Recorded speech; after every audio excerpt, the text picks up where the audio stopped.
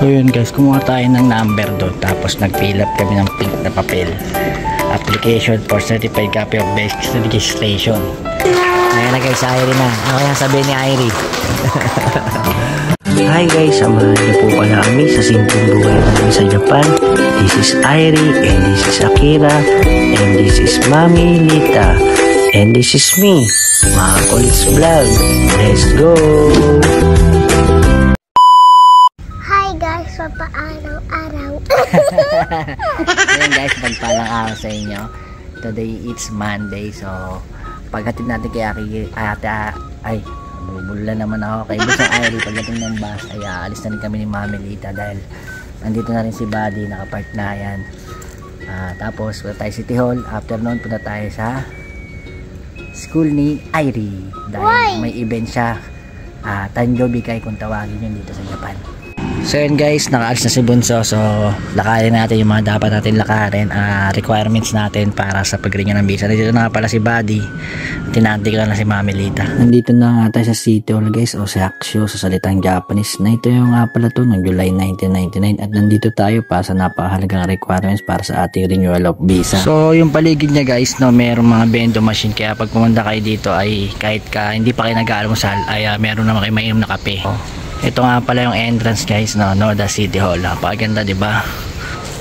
At pagpasok nyo nga sa loob, merong information dyan guys. Tapos dito, pwede rin kayong tumingin kahit di nyo nababasa. Cute na ito guys, no?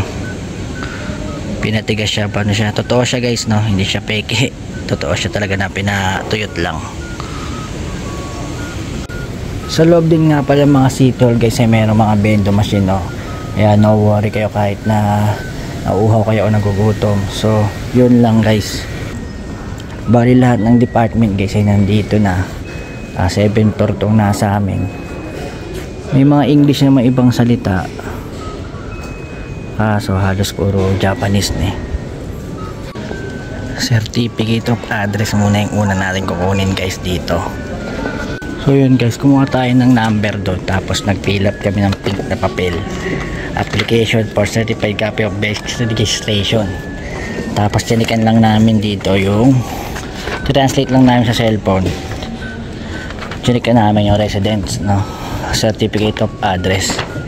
Tapos binigyan ulit tayo ng number. Mag-aantay tayo. So habang nag-aantay, kukuha muna tayo ng certificate ng mga tax. Dito naman sa second floor sa amin yun. Dito na tayo sa Kasei Sumisho guys, no. Kasei Sumisho guys, ito yung tax na tayo na nagbabayad tayo ng ating mga resident taxes, no. Resident yung paninirahan natin sa Japan. So mamaya yung Kasei Sumisho, ayan yung katunayan na complete at wala tayong utang sa mga tax. Doon naman yung sa kabila. Doon tayo waiting, tapos namin mag-fill up. Ayan guys, ito yung sa certificate of address. Kaya nga pinilipan natin, gumawa ako ng sample para makita nyo. Ayan, pipirma nyo lang address nyo, tapos pangalan, birthday, tapos dito yung household, ako yun, birthday ko. Tapos dito resident, resident, tandaan yung kanji na to guys, resident address yan eh. Yung resident certificate. Tapos dito kung buong pamilya o ikaw lang mag-isa, ayan, o ikaw history lang. Nilagay namin dito 2 kasi nga household yung kompleto kami guys, kompleto 4 kami yung malalagay sa certificate, tapos 2 kinuha namin. Yun lang guys, tapos pasa nyo na, tapos na. So ito naman yung application form for certificate of taxation. Yan, naka-English naman guys. Karamihan dito guys ngayon sa Japan ay puro may English na. Ano kayo mahirapan? Address, name, tapos pangalan ko dito, pangalan ni Mami Lita, date of birth namin 2. So dito, yan, tax exemption certificate. Tapos ilang taon ang kukunin nyo magkakasunod. Yan, halimbawa 2022, 2023, 2024. Yan, lagay nyo dyan.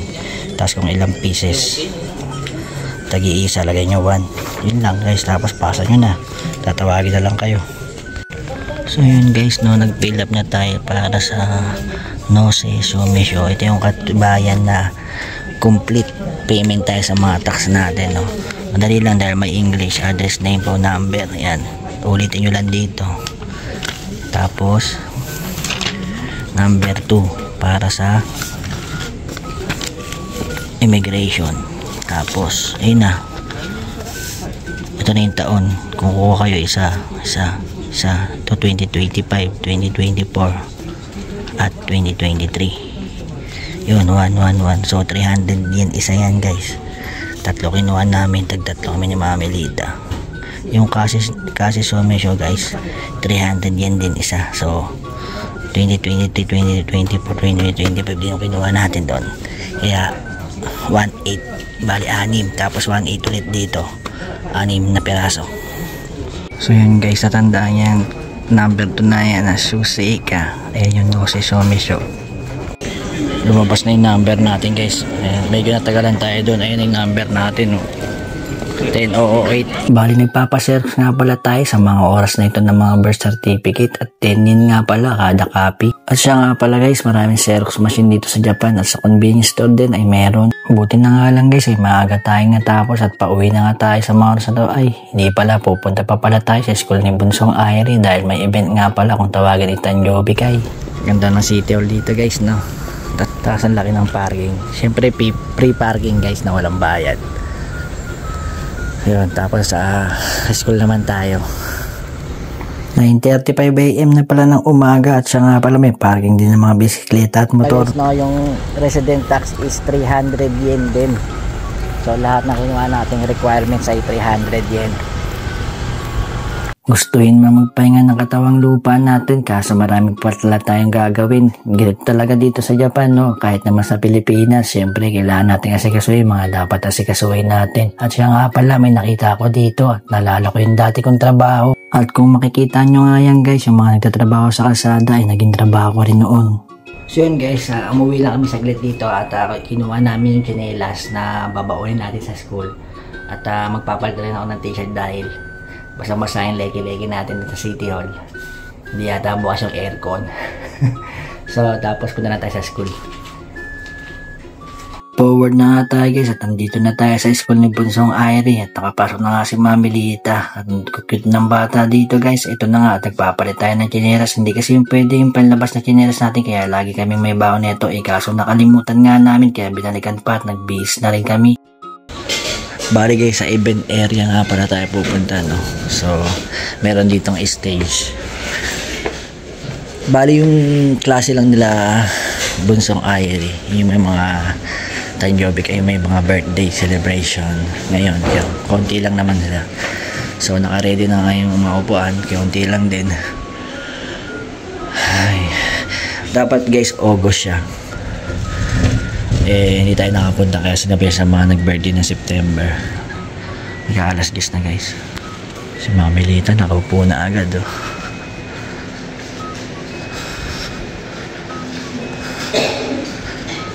$10.10, di ba? 10:05 na, guys, at nagdatingan na yung mga audience. Mga estudyante rin.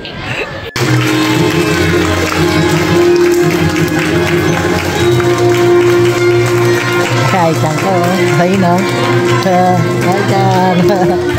Ayoko na naman si Ai-chan, ha?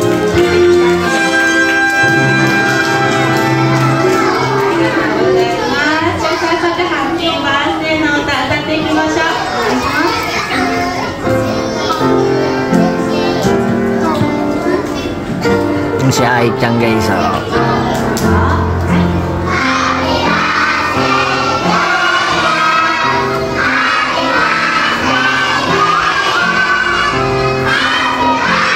Ayoko si Ai-chan.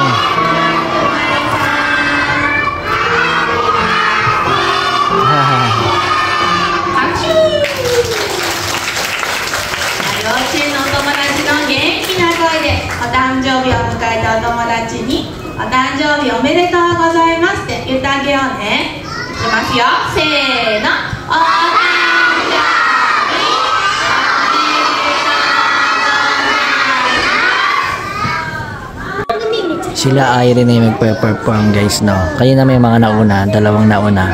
So, section na nila yung ngayong sasayaw. Ang bilis ng panahon, ang laki na ni Bunso. Dati karga ko lang, ngayon ay nakikita mo ng sumasayaw. At syempre, napaisip na rin ako na tumatanda rin pala ako. Kaya nga sinusulit ko rin yung mga panahon na ganito na laging masaya. Kumpleto ang pamilya. Dahil maiksi lang ang buhay at lalakbayin natin. Kaya hindi na uso ang payamanan ngayon kundi pasiyahan ng pamilya. Teka, bakit napunta tayo sa drama? Ibahin na natin yung istorya natin guys. Nga pala, yung mga sumasayaw na yan guys ay mga September ang birthday niyan. Kaya tanjobi kayo nga kung tawagin tong event na to. At kung magtataka nga pala kayo guys ay bakit nandito si Irie dahil August ang birthday niya. Nakalimutan kasi natin pumunta nung nakaraan. At bali monthly nga pala to ginaganap guys no. At sa susunod na buwan ay meron na naman at naalala ko October na pala next one. Birthday na pala ni Mami Lita. Ano kayang plano niya? Hintayin na lang natin yung magaganap. At siya nga pala guys, 1 oras lang pala yung event na to at patapos na rin ito. Bali nakalimutan ko nga pala guys, iba't ibang section nga pala sila.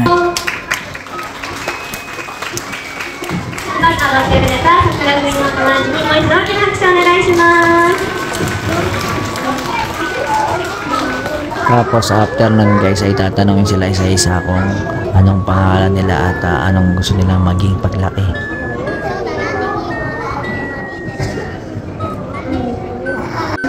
Si Irie na yung susunod guys. Ano kayang sasabihin niya? Paglaki niya, singer. May hawak na mic guys, baka singer.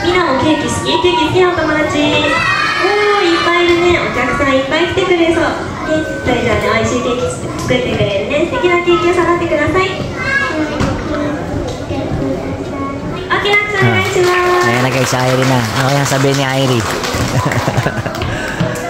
Si Aichan na, si Aichan. 名前どうぞ。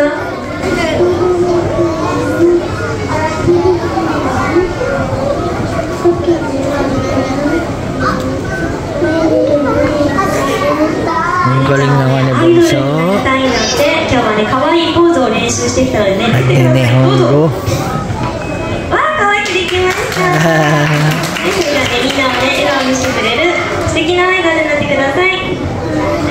Ang hiya ng boses no? Ang galing ni Aichan ko, nag-nehongo Ang hina nga lang guys, pero nakapag-nehongo siya no?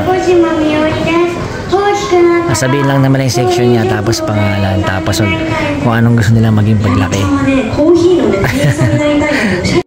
At syempre guys, meron palang picture taking yan. Papa-picture sila. Papa-picture bangit. Ayaw nga no, yun sa harapan guys no. Salitan lang. Ay Chang, ba't ang hina ng boss mo kanina? Hindi mo lakas. Galing mag-nihongo yung bebe ko na. Ang galing yan Pa-picture ka pa dun Chang, pa-picture ka pa. Sama si Mami. Ayun na guys, andun na si Mami Lita at si Bunso. Pa-picture sila dun sa harap ng katabi yung principal. So picturean din natin sila no. Bye-bye na Chang, hintayin ka ni Mami mamay Ha? Walang pasok si Mami. Walang pasok si Mami. Kaya nga mag-umbento, mamaya antayin ka ni Mami pag-uwi. Sige na, bye-bye na ha. 11:15 na ng tanghali guys at kakakain muna namin ni Mami Lita.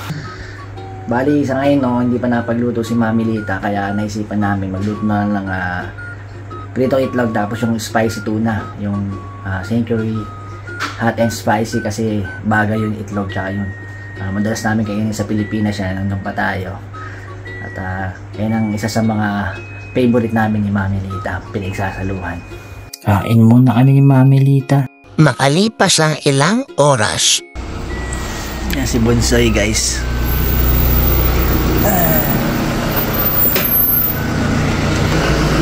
Antok ka Kang? Antok ikaw? Wow naman, nakatulog ka sa bus? Sige na, pasok nga doon. 2:35 na ng hapon guys at dumating na rin si Ate Akira. So paano, hanggang dito na lang muna yung vlog natin. Yan, arigatou gozaimasu.